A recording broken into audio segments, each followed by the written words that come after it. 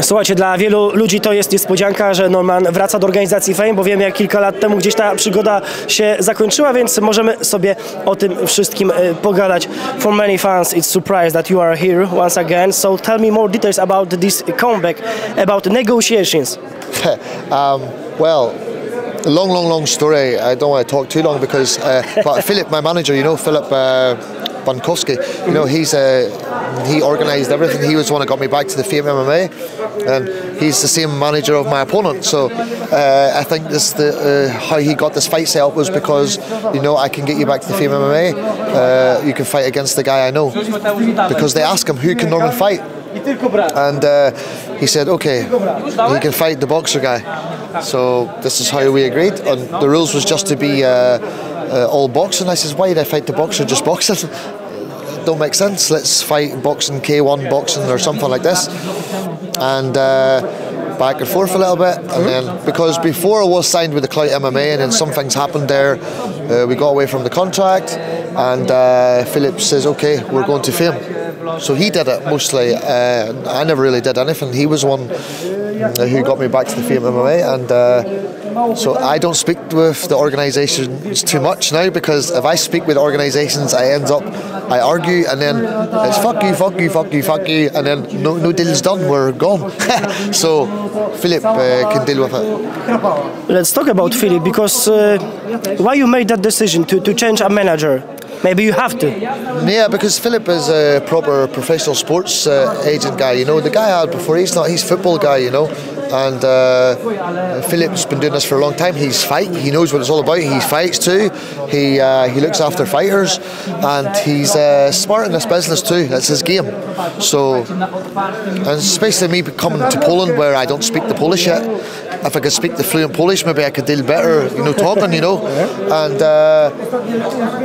so I think it's like a no-brainer to be with someone who knows what they're at. Okay, so as I told you, I remember our interview from Sofia from Bulgaria a few years ago, and you told me then that you like to be some kind of free agent. You don't like a long-term contracts with organization. You've got the same way of thinking still? It depends, you know, but I know this whole new deal they got with the Clout MMA and the Prime have got this new agreement thing, yeah. I don't know, so maybe you can be open to fight here, you can be open to fight there, but I'm open to fight in all of them, to be honest. I think KSW's out the window. I maybe thought maybe I could go back and have a fight against some proper professional guy, but I don't think that's there no more, so the freak fights pay the best money too, so it makes sense to stay here. Even better than all the other organisations that I spoke to, the freak fights pay the best money, and I'm 36, you know, I'm not 26. So, and even though I can still fight, I'm strong, I feel good, I can still compete with any of them, the top fighters. But what would you do if I said to you, okay, work for me, you get this money, or you work for that company and get paid double? Where are you going to go? You're going to go there. It just makes sense. So it's a question, yeah. Yeah, that's and plus the freak fight is good. It's like in my personality. I think it's more like something happening. It's not just hello, I can't wait to fight. See you the fight night. Goodbye. There's drama. I like a bit of drama. So the freak fight is the place for me. And but you've got to keep working on it too. You know, you've got to keep your options open as well. But I have the contract with the Fame, and I don't know. If Philip says to me he's got a fight here or there, I'm going to be ready to fight at any time. Yeah. If they're all connected together and they're all speaking like the Prime and the Clout MMA, Philip comes and say, oh here, I got a fight in the Clout here this time. How are you? I'm good shape, let's go, fight. No problem, I'm going to do it. I will, 100%. I want to fight loads of times next year. Or this year coming. Maybe 2 weeks ago I asked Mateusz Gamrot about you, and he wished you good luck, and he understood your choices about freak fighting career. Yeah, he's a good guy. He's a very good sports player, top 10 world, you know, and so it's good to see him advance. You know, I don't lose to a bum. I knew he's a very good fighter. Even when I fight against him, I knew he's technically very good grappling, good unorthodox striking, good timing with his takedowns and grappling.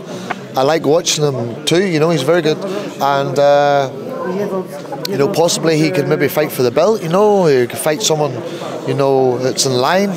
He can beat Islam in the future? You don't know, because Islam, Gamrot beat this guy Arman Tarzukian, and Tarzukian knocked out Benil, and Benil beat Gamrot, but it was a change of tactic how Benil won. And Gamrot beat Tarzukian, and Tarzukian gave Makhachev a close fight. It wasn't like domination, it was like good defense. You need to have a chance, you need to have a good takedown defense to fight against Makhachev. You need to have, and his striking's very good too, but you have to have good takedown defense to be competitive.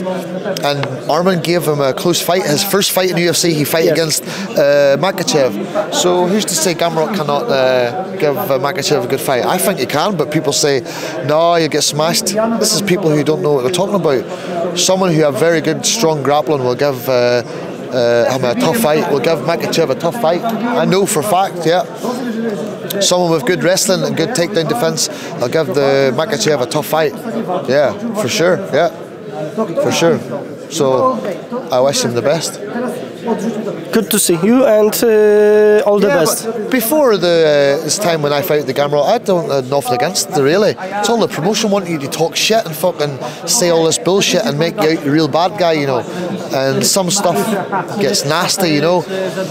But really behind it, you don't really mean nasty in any of it, to be honest. It's just a promotion of the fight. But I knew his aspiration, he wanted to go further, you know, leave the KSW goodbye. Because they used him, you know, they used him, they used me, they used him, off each other. And Gamrot says, I want to go. So he's right at the top of the game. One more and the last question. Have you seen the last two fights of Don Casio? Yeah, I saw them, yeah. Not too good for him.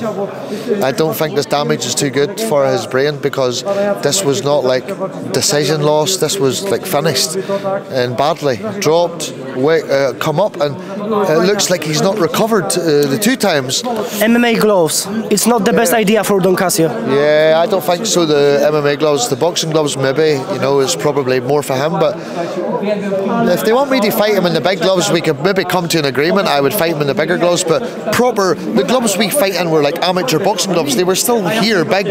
They were 10 ounce, but they were all padded here. Put the professional boxing gloves where it's like, you know, smaller, like proper professional 10 ounce gloves, and we can fight.